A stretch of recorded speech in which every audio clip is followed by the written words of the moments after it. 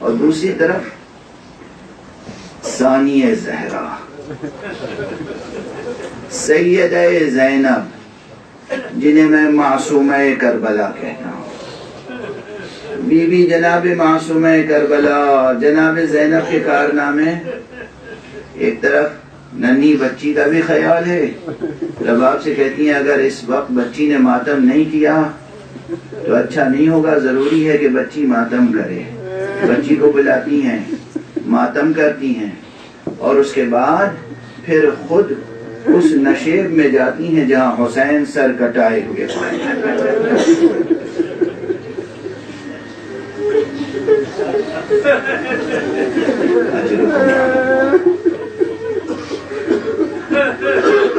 کیا کیا خدمتیں کس کس شخصیت نے ادا کی، تصور کیجئے۔ دکھیاری زینب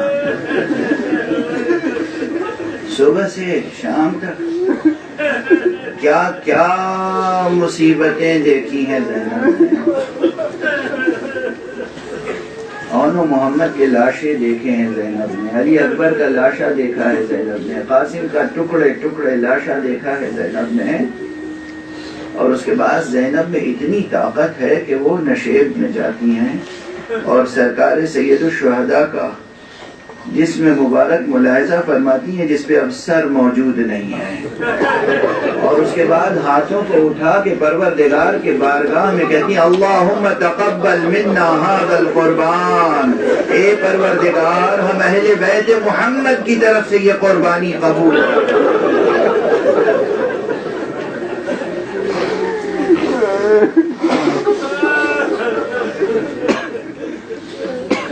اجرکم علی اللہ، اجرکم علی اللہ۔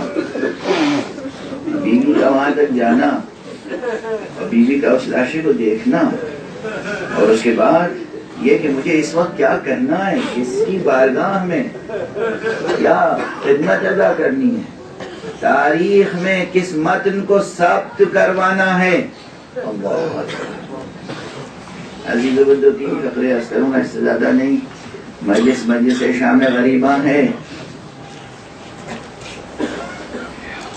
بی بی زینب نے اپنے بھائی کا لاشا کس حالت میں دیکھا تھا۔ تاریخ نے فقرے لکھے ہیں، اب یہ طے کرنا تجزیہ نگار کا کام ہے کہ کون سا فقرہ کب کہا گیا ہوگا۔ یہ فقرہ کہ بی بی نے بھائی کے لاشے کو دیکھ کر ہاتھ آسمان کی طرف اٹھایا اور کہا اللہم تقبل منا ھذا القربان، یہ 10 محرم کا فقرہ ہے، اور جب بی بی 11 محرم کو اسیر ہو کے جا رہی تھی، یہ اس وقت کا فقرہ ہے کہ جب بھائی کے لاشے کے قریب پہنچی ہیں تو عزیزوں بھائی کا لاشا اس وقت گھوڑوں کی ٹاپوں سے پامال ہو چکا ہے،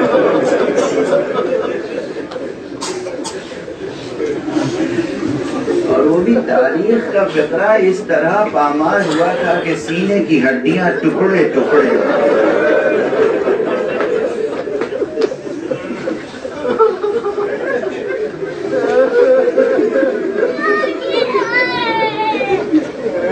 اور یہ وہ مصیبت تھی جس مصیبت میں آقا حسین کے ساتھ کوئی دوسرا شریک نہیں۔ یہ تاریخ کا بیان ہے کہ جب دشمن نے یہ طے کیا ہے کہ حسین کے لاشے کو گھوڑوں کی ٹاپوں سے پامال کرنا ہے، تو ایک ایک گروہ آگے آیا اور اس نے امام حسین کے انصار میں سے ایک ایک کا لاشا الگ کرنا شروع کیا۔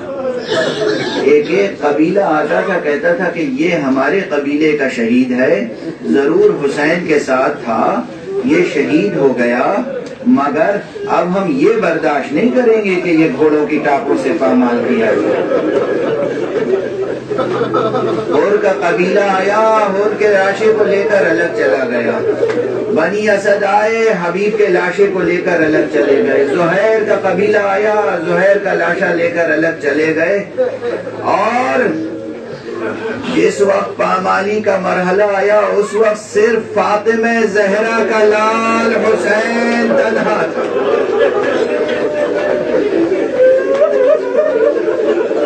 اجرکم علی اللہ، اجرکم علی اللہ.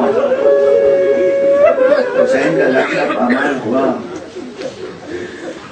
اور ٹکڑے ٹکڑے ہو گیا. اور اسی لیے جب بی بی گزری ہے لاشے کے بعد سے دوبارہ تو بی بی نے حیرت و استعجاب سے دیکھا. اس حیرت و استعجاب میں بہت سی باتیں، اس ایک سوال میں بہت سی باتیں ہیں.